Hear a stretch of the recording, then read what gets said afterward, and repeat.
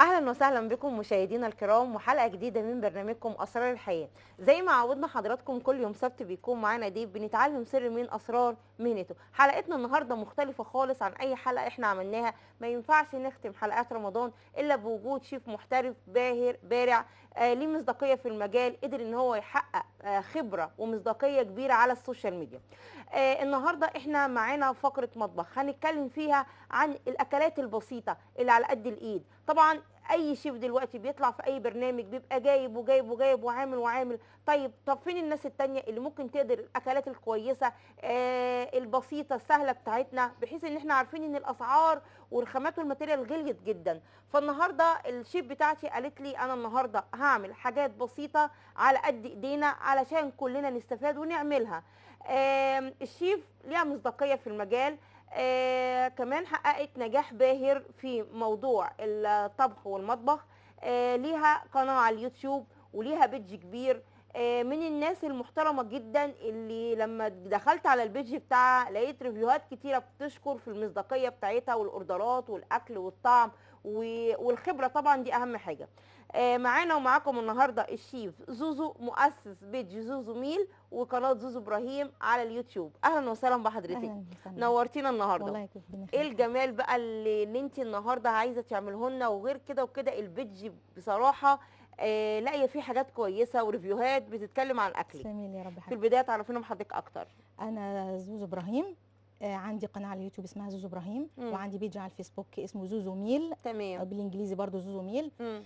بعمل فيديوهات وبمنتجها وبنزلها، بعمل حاجات كلها بسيطه. يعني ممكن اعمل الجبنه ازاي في البيت، ممكن اعمل ازاي البلوبيف في البيت. الحاجات اللي دلوقتي بقت اسعارها عاليه جدا، عاليه للاسف، والناس ما بقتش قادره تتحمل. بحاول ان انا اوفرها في البيت بطريقه جميله جدا، تمام، وطعم وبكل الامكانيات اللي موجوده عندي في البيت. تمام. طريقه سهله جدا. قولي لنا بقى يا زوزو، هتعملي لنا النهارده ايه والمكونات بتاعتها ايه؟ انا اقول لك دلوقتي واحد دلوقتي عنده اسره، صعب دلوقتي اللحمه غليت جدا. فانا ممكن اوفر له بربع مفروم بس ناكل 6 افراد. 6 افراد بربع مفروم بالظبط كده. بس طبعا مش هعملها له على صورته الحقيقيه، لان ربع مفروم هيعمل قطعتين مش هيعرف ياكل. بس انا اقدر اعمل ايه بقى؟ اقدر ادخل فيها قيمه غذائيه، اقدر ادخل فيها طعم. ازاي؟ هزود على الربع المفروم ده، هزود عليه فلفل رومي، طماطم، بصل. لو عندي جزرايه ابشرها، للي عندها اطفال ما بيحبوش الخضار تقدر تدخل كل الحاجات دي فيها، بطاطس. كل ده بتزود وجبه غذائيه متكامله، وجبه غذائيه متكامله ومشبعه وطعمها جميل جدا. تمام. وبامكانيات بسيطه جدا على قد الايد فعلا. تمام. قولي بقى مكونات الاكله بتاعتنا النهارده انا ايه؟ عندي ربع مفروم، تمام. عندي بصلتين متوسطين، تمام. عندي طماطمتين متوسطين، كل حاجه 2، فلفليتين متوسطين، فصين توم، معلقتين صلصه. لو ما فيش معلقتين صلصه ممكن شويه صلصه طماطم، تمام. شويه ملح وفلفل اسود وبس كده. عندي 4 5 بطاطسايات مسلوقين، ههرسهم دلوقتي وعليهم ملح وفلفل وكمون، ونحط عليهم المكونات بتاعتي وعليهم شويه بشاميل. مش هعمل بشاميل النهارده باللبن او بالحليب، النهارده انا هعمله بشوربه ماجي بسيطه جدا، عشان اللي معهوش فلوس يقدر النهارده يعمل اكله تاكل اسرته بحالها بمنتهى البساطه ومنتهى السهوله، ومفيش اي مصاريف كتيره. انتوا كمان ملاحظين ان المكونات سهله وبسيطه وموجوده معانا في كل بيت، كمان ان هي لو تلاحظوا ان هي فيها عناصر غذائيه كلنا محتاجينها، كمان لو عندنا اطفال هيحبوا الاكله ديت. طيب نبدا بقى نشوف حضرتك تعملنا ازاي. بسم الله. بسم الله. الاول هنشوح هننزل كده في السريع كل حاجه عشان مفيش حد عنده وقت كمان. ايوه. هنزل بسم الله الرحمن الرحيم. عندي معلقتين سمنه، معلقتين زيت، اللي عندك حطيه، مش هتقل عليكي. تمام. عندي بصل، عندي الفلفل هنزله. تمام. كله مع بعض. عندي الطماطم هنزلها كله مع بعض. تمام. خلي الصلصه بس في الاخر. او لو عندي شويه عصير طماطم خليه في الاخر. تمام. هنبدا ان احنا نشوحها، نقلب كده، تاخد تقريبا عشان كل حاجه تدبل. عندي الطماطم والبصل والفلفل، وكمان ما يبقوش صحاح وسلام وباينين في الاكل. تمام. في اطفال ما بيحبوش الكلام ده. عندك كوسايه ابشريها لست البيت، عندك كوسايه ابشريها، الاطفال مش هيحسوا بطعمها خالص. طبعا صغيره جدا. بس هتشوفي دلوقتي بقى مجرد بقى ما تشرب بقى من الصلصه وتشرب من الخضار، هتلاقيها بقت كميه، عملت فعلا كميه. تتشوح. هنزل شويه الملح الفلفل الاسود بتاعي. تمام. معلقه ملح بتاعي. تمام كده، بس كده. اللي عايز بهارات تانية يحط، مفيش مشكله. تمام. بس انا بوفر للامكانيات اللي عندي بس في البيت، الحاجات الموجوده، احنا مش الحاجات عايزين نضغط على المتاحة. الناس ونقول ونعمل ونعمل. في ناس اشتكت كتير قوي ان ما فيش توابل، وكل قنوات الطبخ اللي بيحط بابريكا والحاجات اللي احنا بنسمعها جديد ديت، وتوم لا، باودر وبصل باودر حلقتنا النهارده مميزه، حاجتنا النهارده كلها موجوده في البيت، مش هنحتاج ان احنا نروح نجيب من عند العطار مش عارفه 150 جرام ايه وايه وايه. هي القصه لا. كلها في الفكره. هنا كده اللحمه بدات لونها يتغير. ايوه ابتدى لونها يتغير. تمام. هننزل عليها بالصلصه. على ما اعتقد ان هي ما بتاخدش وقت، مش هتاخد وقت اطلاقا. يعني ممكن تنفع نفس غدا الوقت بكون انا عشاء. سلقه البطاطس. على فكره الوجبه دي ممكن تنفع غدا عشاء، اي وجبه، لانها خفيفه وحلوه وعناصر الغذائيه بتاعتها ممتازه جميله. طيب في نفس الوقت ده بقى خلاص انا طلعت دلوقتي البطاطس المسلوقه. تمام. ابتدي اهرسها بالشوكه كده.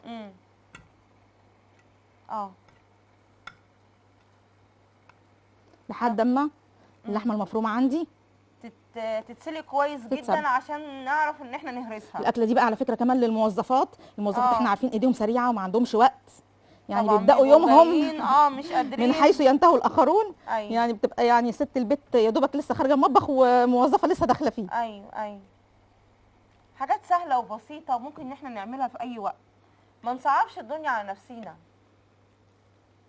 عندي شويه زيت اشتغل بيهم عادي، مش لازم سمنه. اهم حاجه طالما الحاجه اتعملت بحب اللي انا بعملها له. تمام كده. حطي بقى شويه ايه. طيب. عندك شويه حليب حطي، عندك حته سمنه بلدي حطي، ما عندكيش كفايه. طيب احنا معانا مداخله تليفونيه، نقول الو استاذ محمود. ايوه سامعني. سامع حضرتك، اهلا وسهلا بحضرتك. اهلا بيكم. كل سنه وحضرتك طيب. وحضرتك طيبين. انا بس والله كنت عايز اقول كلمتين مهمين جدا، بس ما حدش يزعل مني والله. لا يا فندم اتفضل. يعني الاسعار غاليه جدا والدنيا غاليه جدا للأسف. وكل ما اجي افتح على قناه الاقي ديك رومي قد كده، والاقي مش عارف 20 كيلو سمك وموزاريلا وجبن وحاجات باغلى الحاجات. هنجيب منين يا جماعه؟ ايوه يا جماعه حرام، يعني لازم يعني ترحمونا شويه من المناظر دي. وفي رمضان نلاقي الحاجات باغلى الحاجات، ومش عارفين ناكل عيالنا. عايزين نجيب اي حاجه موفره، اي حاجه كده بسيطه. انا مش عارف اعمل ايه. حضرتك بس يا ريت ما حدش يقفل معايا يا جماعه، استاذنك اقول لك كلمتين. حضرتك بس تابع الحلقه للاخر والله هتنبسط جدا منها. انا بعمل يعني حضرتك جاي في الوقت المناسب، انا بعمل الاكله اللي بجد هتوفر بربع مفروم. ازاي اوضبهم اخليهم يكفوا 6 افراد مثلا. بربع مفروم هتشوف معايا، لان انا بضيف لها حاجات كتيره حضرتك هتشوف بنفسك وهتعجبك قوي ولازم تجربوها ان شاء الله. انا في يا فندم انا لسه شايف من يعني، بس بيجيبوا حاجات غاليه قوي. ربع مفروم ازاي ده يعني يا ريت الواحد يقدر يشيل عن الناس كلها، بس يعني لا يتسنى ليا غير ان انا اقدر اقدم فكره تفيدك وتفيد الناس كلها، وربنا يقدرنا. بص يا فندم تابع الحلقه للاخر، احنا النهارده عندنا وصفات واكلات على قد الايد في متناول اي حد. تابع الحلقه وشاركنا تاني. متشكره جدا على المداخله.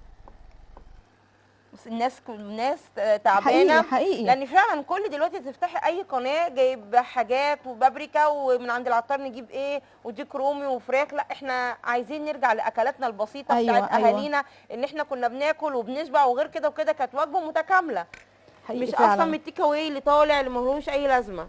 انا حطيت عندي معلقتين سمنه، انا حطيتهم. اللي عنده زيت يحط، اللي مش عايز يحط ما يحطش. تمام. هي اصلا مش محتاجه. تمام. انا هحط شويه ملح كده بايدي، مش لازم يعني معالق وبتاع. لا طبعا انتوا عارفين دلوقتي نعمل حاجات سريعه. شوحنا اللحمه وبعد كده هرسنا البطاطس وحطينا عليها معلقه سمنه او زيت، وبعد كده ملح وفلفل اسود وشويه كمون عشان البطاطس المسلوقه بتعشق الكمون.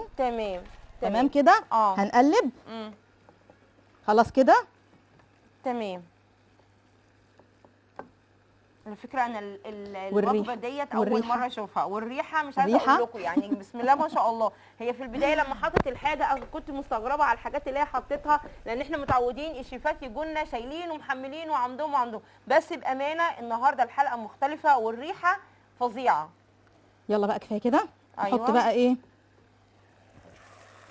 اللحمه استوت وما خدتش وقت كتيره كمان. تمام. عايزه اقول لكم ان اللحمه بصوا الربع كيلو عمل قد ايه. هننزلها دلوقتي على الطاجن بتاعنا او الصينيه بتاعتنا. بصوا قد ايه، بصوا ربع مفروم بقى قد ايه. كتير طبعا، اهو كتير ما شاء الله. الطاجن كله اهو هنفرده. عايزه اقول لكم ان الكميه بجد مكفيه الطاجن وزياده كمان. الكميه تحفه والريحه تحفه، والريحه فظيعه، وضفت لها كذا قيمه غذائيه للاطفال. عندك جزرايه بشوريها، عندك كوسايه بشوريها. يلا بقى نبتدي ان احنا نحضر. معانا مداخله تليفونيه. ايه؟ ايوه. الو، صباح سامعني الورد. كده كويس؟ يا فندم سامعه حضرتك، صباح الورد. صباح النور. متابعانا من اول الحلقه؟ ايوه متابعاكم. ايه رايك النهارده؟ احنا مختلفين عن اي حلقات تانية. انا بصراحه ما شاركتش قبل كده، اول مره اشارك. اتفضلي حبيبتي. عجبتني الشيف بصراحه، فكره ان هي بتحاول ايه من مطبخك تقومي تعملي اي حاجه، يعني الادوات كلها موجوده عندنا. ايه؟ الحاجه كلها والخامات كلها موجوده، مش هروح يعني واكلف من نفسي. مطبخك صح، من مطبخك كل حاجه تقومي تعمليها، يعني تجهزي اكله على قد ايدك، يعني على قد الايد. النهارده احنا في ظل بنعمل الظروف بطاطس بقى اللي احنا فيها دي. تمام. طبعا انت عارفه احنا ملينا اصلا من طول شهر رمضان الشيفات عماله بتخترع وتجيب حاجات وماتيريال وحاجات غاليه أيوة. جدا. مش طبعا مع واحد عنده 5 افراد هياكلهم ازاي، او هيجيب أيوة مثلا صح. الاكل اللي بيعملوه. لا، النهارده حلقتنا سهله وبسيطه وعلى قد ايدينا. صح، ومش لازم نعقد علينا او نصعب علينا كل حاجه كده. تابعينا يا آية للآخر. يا رب الحلقة تعجبك. أتمنى يا رب إن هي تعجبك الحلقة. بالتوفيق لو ليا يا عمر شيخ في يا رب. الدنيا يعني وعملت حلقات تانية أو ما كانش، تابعيني على قناتي على زوزو ميل، زوزو إبراهيم على اليوتيوب وعلى البيج بتاعي. بقدم حاجات بسيطة قوي وهتعجبك بإذن الله. لا ان شاء الله هتابعك ان شاء الله. ان شاء الله. متشكره على المداخله الجميله يا ايه. احنا خلصناها. هنعمل ايه؟ بشاميل كده في السريع، معلقتين سمنة، معلقتين زيت اللي عندي. بشاميل طيب هو مش البشاميل عايز لبن وبيض صح؟ انا المره دي بقى هعمله بشوربه مكعبين بس كده مرقه دجاج. في ناس طبعا يقول لك مرقه الدجاج خطر.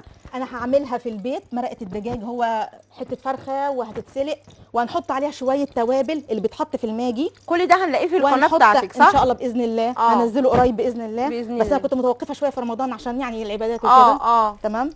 نحط معلقتين دقيق. انا مش عايزه اقول لكم مفيش بقى اقتصاد اكتر من كده. احنا بنحط لبن ودقيق وسمنه قد كده وبيض، لكن بصوا البشاميل اللي بيتعمل من غير اي حاجه، السمنه والدقيق وشوربه الماجي. حطيت شويه ملح بتاعي. تمام. شويه فلفل اسود بتاعي. احط شويه الشوربه. ايوه. كل حاجه انت عاملاها اقتصاديه وموفره. أيوة. وكويسه جدا لاي رب بيت او ربة بيت. انا عايزاكم بس تتابعوا القناه. انا فعليا تابعت القناه واستفدت منها حاجات كتيره، والشغل بتاعها سهل وبسيط وفيها ابتكارات للاكل، بحيث ان ولادنا بيحبوا الاكل التيك اواي والدليفري. لا حضرتك ممكن تدخلي على القناه. ينفع؟ يعني طيب. لو الواحد ما عندوش اي امكانيات هيقدر يوفرها ازاي كويس. احنا كمان معانا صور موجوده، يعني برضو نقدر نستفاد بالحاجات اللي هي موجوده على التي في دلوقتي. معانا اتصال. استاذه عزه. السلام عليكم. عليكم السلام. اهلا بيكي حبيبتي. ازيك يا حبيبتي، عاملين ايه؟ الحمد لله، نورتينا. ربنا يخليكي يا حبيبتي. ربنا يخليكي. متابعانا من اول الحلقه؟ طبعا يا حبيبتي. ايه رايك بقى في الشيف زوزو النهارده؟ اختراع جميله دي حبيبتي. نضيفه زي الفل واوردراتها جميله جدا جدا جدا على قد ايدينا. بنتي. ايه رايك في اكلها؟ انا قبل ما اطلع جميل، حاجتها جميله جدا وعلى طول انا متابعاها على الصفحه. حبيبه قلبي ربنا يخليك. كنت ببعت على الجروب بتاعي وبقول لهم يا جماعه انا هطلع هوا. ما كنتش متخيله ان حد حقيقي هيدخل يعمل لي مداخله. ان هو النهارده مداخلات الشيف زوزو كتيره وكلهم ما شاء الله. حبيبه قلبي وحبايبها كتير جدا جدا. الحمد لله. احسن حاجه فيها ان هي من الشيفات اللي بيحبوا يلموا الدنيا، يعني على قد ايدينا. الحاجات البسيطه الحلوه الجميله اللي كنا بناكلها وولادنا بياكلوها، غير دلوقتي عصر السرعه. هي دلوقتي عملت لنا بطاطس باللحمه المفرومه. انا ما خدتش وقت، يعني دي تنفع في اكله غدا عشاء وخصوصا الموظفين. طبعا. تابعينا وشوفي الحلقه للنهايه، وعايزاكي تشتركي في قناه زوزو ابراهيم. خلاص خلاص كده خلصنا اه. بشاميل تقل. ده البشاميل يعني عايزه اقول لك ان هو تحفه. ريحته حلوه جدا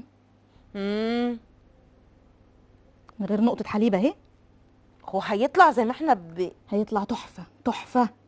هياخد بس لون كده في ياخد بس لون كده في الفرن. تمام. نعرف ندخله الفرن. تمام مفيش مشاكل. اوكي. هي كده الوجبه تعتبر خلصت، هي كده خلصت كل حاجه. عايزين بقى ان شاء الله هنحطها في الفرن ونشوف بعد ما تطلع يبقى شكلها ايه. هتبقى تحفه وهتكفي اسره بحالها. تمام. بسم الله الرحمن الرحيم. تمام على مهل.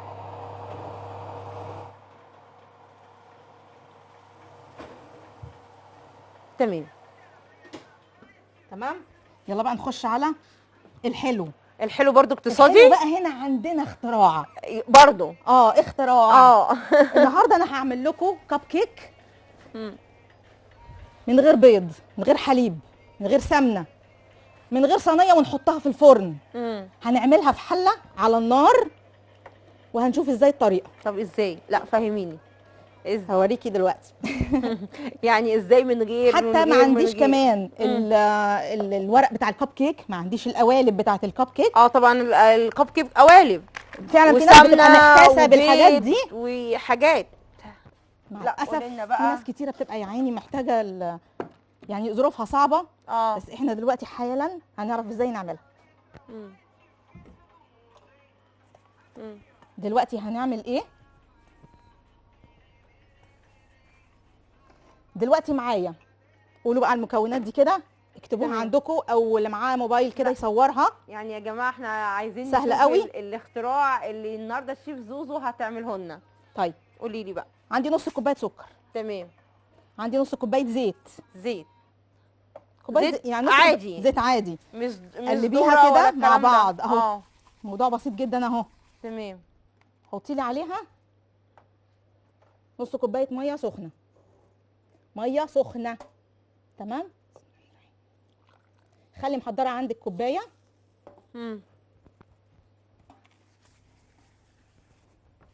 نقدر نشيل كوبايه سخنه.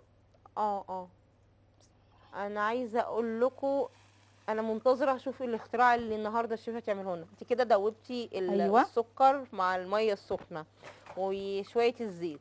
تمام. هننزل عليهم بالكاكاو. نص كوبايه كاكاو كمان. كده من كل حاجه نص. الموضوع سهل اهو، ما فيهوش اي حاجه. لا خالص. تمام كده. هنقلب بسرعه. هيبتدي يتقل معانا. ابتدى يتقل ويعمل صوص. تمام. انا بقى مش هحط كل ده، انا هاخد كده ايه الصوص، شويه صوص كده احطهم على جنب. طيب تمام. شويه صوص عشان ده اللي انا هزوق بيه الكب كيك بتاعي. تمام. احنا كده معانا 3 دقايق. تماني دقيقه بالظبط وهنخلص. تمام. هننزل بقى بالدقيق واحده واحده. ابتدت تتقل اهي. تتقل بقت عامله زي العجينه كده. ايوه. هننزل بقى كمان بالبيكنج باودر. تمام.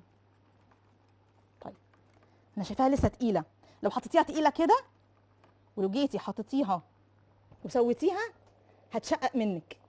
احنا ولا عايزينها تقيله ولا عايزينها خفيفه. هزود شويه ميه دافيه. انا ما حطيتش بيض. لو انا عايزاها ترتفع زياده ممكن احط شويه خل. تمام. انت كده بتقلبيها. انا كده بقلبها. خلاص كده. تمام. هي خفت كده شويه عن كده خفت الاول. شايفين السمك بتاعها عامل ازاي؟ هبتدي ان انا اصبها في القوالب المجات اللي زي ده وهحطها. اقول لكم دلوقتي هنعمل ايه. هحطها في حله فيها ميه واخلي الميه تغطي نصها. يعني ولا فرن ولا كده حاجه اهو. من دي. تمام. هغطيها كده واحط عليها الغطا بالطريقه دي. ده يمنع بخار الميه ان هو يضايقها وارفع دي كده عشان ما تتحرقش. هنستنى عليها بالظبط من ربع لتلت ساعه على نار هاديه، طبعا على حسب بقى كل بوتاجاز. ممكن تمام. توصل على نار هاديه، ممكن توصل لنص ساعه. سيبيها وما تفتحيش عليها. تمام. هتطلع بالمنظر الجميل ده بجد اهي. معقوله بقت بالمنظر ده. نفخت وعليت ده بعد نص ساعه. تمام. وبتقدر تطلع بكل سهوله كمان اهي. شايفين بقى كوبايات روميو وجولييت اللي في النيش اللي محدش بيطلعها اهي.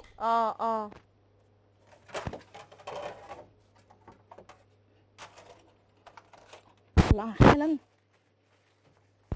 لا معقوله المنظر ان هي ولا حطت بيض ولا حطت لبن ولا اي حاجه، وكمان على النار.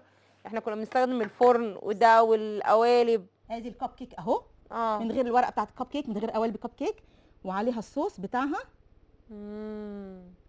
حاجه في منتهى البساطه والسرعه والسهوله.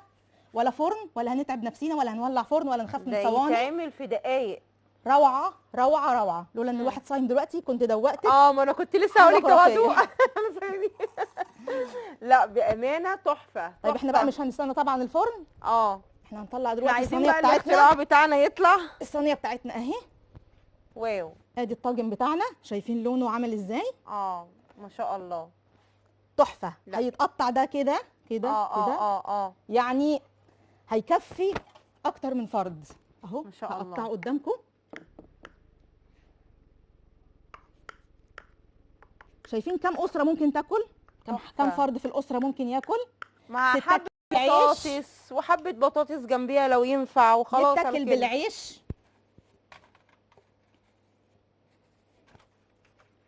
لا الحاجه سهله وبسيطه واتعملت في اقل من نص ساعه على فكره.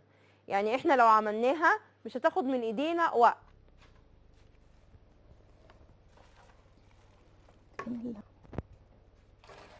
تمام. ايوه. عايزه بس اطلعها للناس يشوفوا. شايفين الخرطه ايه؟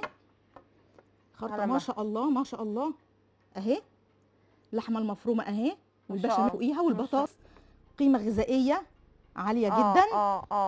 اهي. الشكل والريحه يا جماعه مش عايزه اقول يعني ما شاء الله. تتاكل بقى بالعيش. تتاكل زي ما انتم شايفين كده اهي.